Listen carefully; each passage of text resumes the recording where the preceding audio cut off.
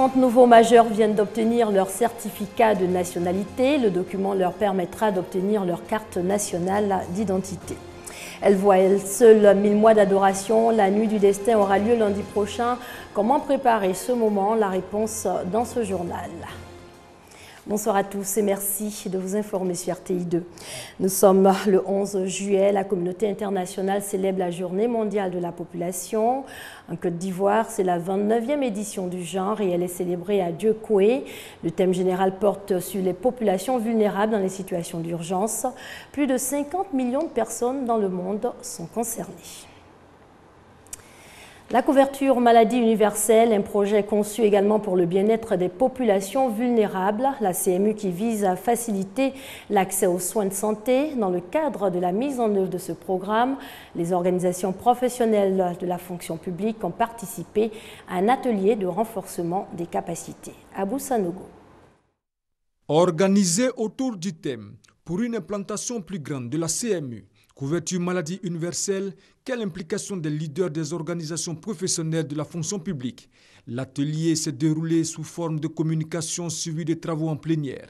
Les 58 participants provenant de 26 syndicats et associations ont donc traité des fondements de la mutualité sociale. À l'ouverture de l'atelier, le président de la plateforme des organisations professionnelles de la fonction publique, Nyanya Zadi Théodore, a révélé que la CMU est peu connue des Ivoiriens. Notre rôle en tant que responsables syndicaux, c'est de faire en sorte que cet instrument-là de prévoyance sociale, de couverture sociale, soit connu et mieux pris en compte par l'ensemble des populations.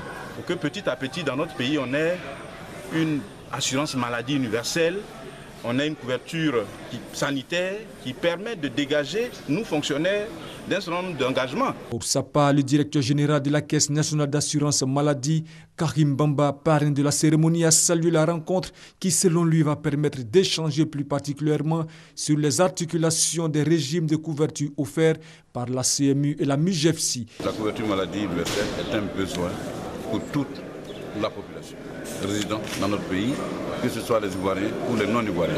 Donc nous devons tous contribuer au développement de ce projet qui est un projet vital pour l'ensemble de la population ivoirienne. La couverture maladie universelle tire son fondement des dispositions de l'article 7 de notre Constitution qui impose à l'État l'obligation d'assurer à tous les citoyens un égal accès à la santé.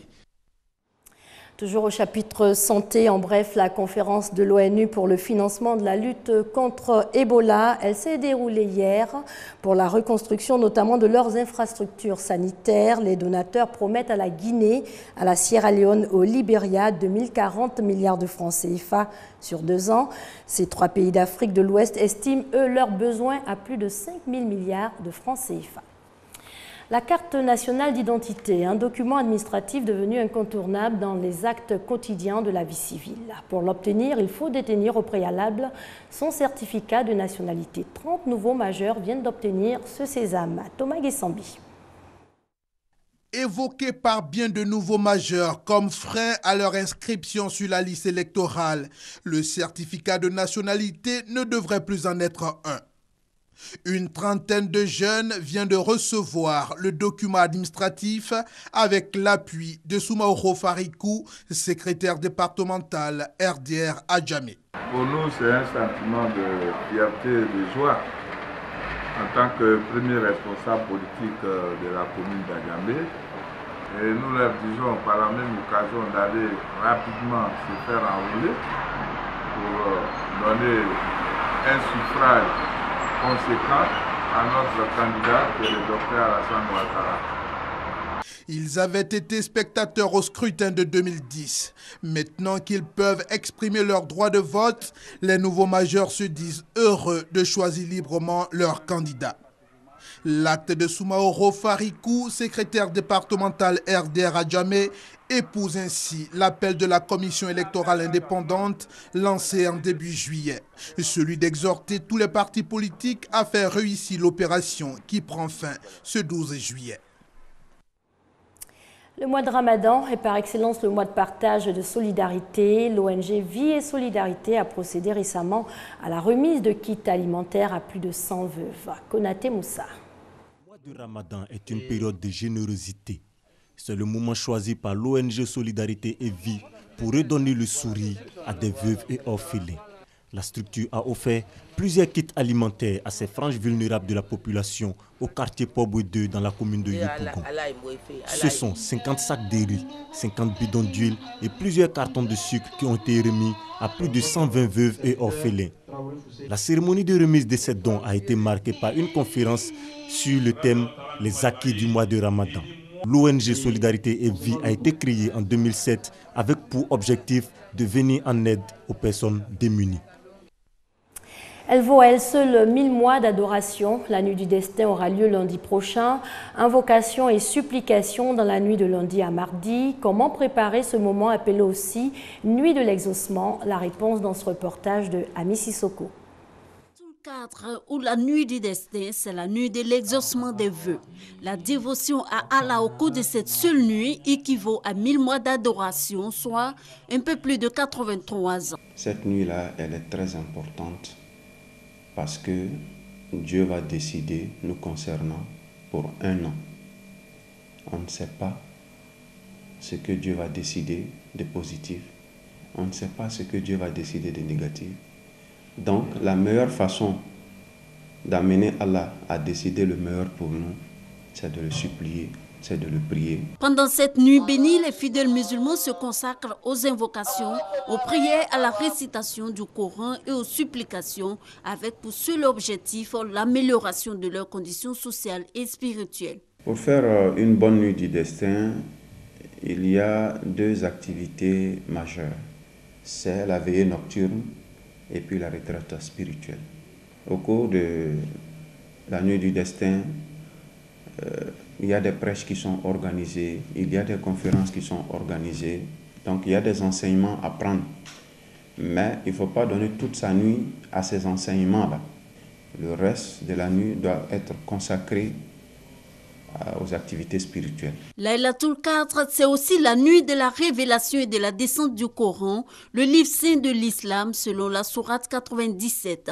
Cette nuit-là, l'invocation conseillée est celle-ci. Si tu vois la nuit du Qadr, il faut dire Allahumma innaka afuwun tuhibbul afwa fa'fu anni. Seigneur, tu es le pardon.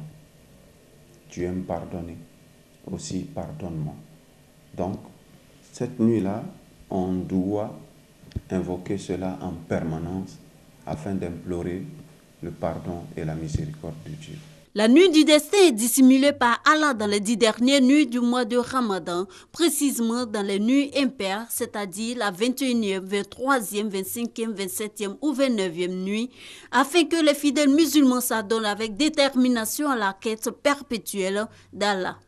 Officiellement, elle est célébrée la veille du 27e jour du Ramadan dans le monde.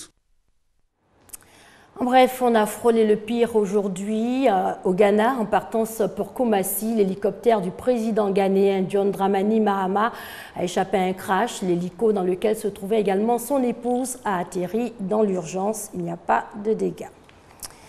En image, en Somalie, des hommes armés soupçonnés d'appartenir au groupe islamiste des Chebab ont lancé hier vendredi 2 attaques simultanées sur 2 hôtels de la capitale. Au moins 9 personnes ont été tuées. En bref, l'État islamique revendique l'attentat contre le consulat italien au Caire. En effet, une personne a été tuée et 4 autres ont été blessés dans cet attentat perpétré aujourd'hui en Égypte. Salto arrière et autres cascades dans les rues de Kaboul, c'est la tendance en Afghanistan, une façon pour les jeunes d'échapper à leur quotidien de violence et d'insécurité. Un vent de liberté souffle sur Kaboul. Dans une ville régulièrement secouée par les attentats, un groupe de jeunes a fait des ruines son terrain de jeu. Ils y pratiquent le parcours, cet art du déplacement acrobatique né en banlieue parisienne dans les années 90.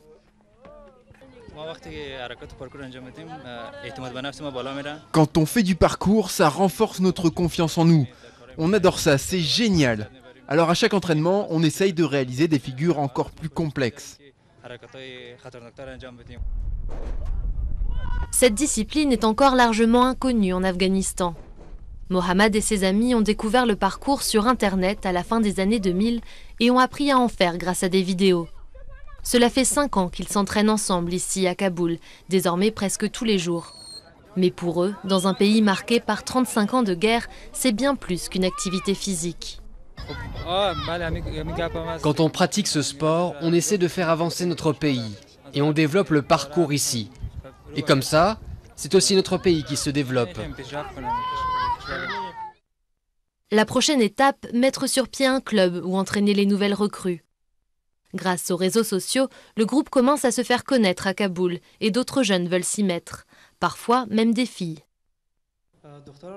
Si nous voulons entraîner des filles, c'est mieux d'avoir un espace fermé. Notre société est très conservatrice. Et si des filles s'entraînent à l'extérieur, les gens vont penser qu'elles ont des mœurs légères ou que ce ne sont pas des filles bien. Gulbahar est l'une d'entre elles. Cette gymnaste de 18 ans a contacté le groupe par Internet avant de rencontrer ses membres pour un tout premier entraînement.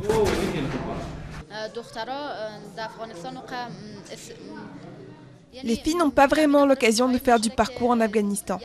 C'est pour ça que j'ai voulu rejoindre ce groupe. Je veux être la première femme à en faire ici. D'autres pourraient bien suivre son exemple, à commencer par plusieurs amis à elle qui veulent aussi se lancer. Dans leur club, comme dans les rues poussiéreuses de Kaboul, ces Yamakasi afghans vont continuer à partager leur passion et faire avancer leur société, un saut à la fois. Elle est considérée comme l'une des représentations des visages féminins les plus célèbres au monde. La Joconde, l'un des rares tableaux attribués de façon certaine à Léonard de Vinci à l'ère du numérique. Mona Lisa en 3D, regardez. La Joconde, le tableau le plus célèbre du monde. Sauf que non, vous ne rêvez pas, elle bouge. Voici la Living Joconde, une version vivante du tableau de Léonard de Vinci, imaginé par un passionné de Mona Lisa. C'était déjà le projet de Léonard de Vinci, à mon sens, et au sens de nombreux observateurs évidemment, de rendre vivant son sujet, son modèle. Donc aujourd'hui, on a les moyens, avec l'image de synthèse, l'intelligence artificielle, les objets connectés, etc., de véritablement animer dans la vie ce personnage. Et c'est ici, à l'école des métiers de l'Internet et du multimédia à la Défense, que le projet a pu prendre forme. Il a fallu près d'1 an pour concevoir une Mona Lisa en 3D dotée d'une intelligence artificielle. On a été capable de construire un profil de personnalité quasi psychologique de qui était Mona Lisa. Et ce sont ces profils que j'ai ensuite transcrits sous la forme d'un certain nombre de paramètres qui ont été intégrés dans le réseau de neurones pour être capable de simuler le métabolisme émotionnel. Au-dessus du tableau, des capteurs du type de ceux utilisés par certaines consoles de jeux vidéo. Ils permettent à la Joconde de réagir au mouvement de la personne qui la regarde. Cette personne qui est là, si elle se comporte d'une manière agréable et positive dans la relation, alors elle-même, ça va accentuer son sourire et elle va être de plus en plus accueillante. Mais si ça ne se passe pas très bien, parce que les gens s'agitent, ils sont juste là pour... Ils n'ont pas compris qu'il fallait être dans une relation plus calme, alors à ce moment-là, ça va un petit peu l'énerver. L'objectif est de commercialiser le tableau. Et le concept sera également décliné sous forme de bijoux connectés. Un prototype vient d'être réalisé chez Maton, cet atelier de joaillerie. Il faut que ça puisse, je l'espère, intéresser aussi bien un jeune, un ado qui trouve sympa cette Mona Lisa et que lui aussi il a envie d'en avoir une qui vit avec lui sur son épaule. Et ça s'adresse également à un grand collectionneur qui connaît très très bien l'histoire de l'art. Et pour ceux qui ne pourraient plus se passer de vivre avec la Joconde, une application est également en cours d'élaboration. On pourra même lui envoyer des messages, sachant que Mona Lisa n'est pas toujours sensible aux flatteries. C'est la fin de ce journal. Excellente soirée sur les antennes de la RTI, la marque du service public.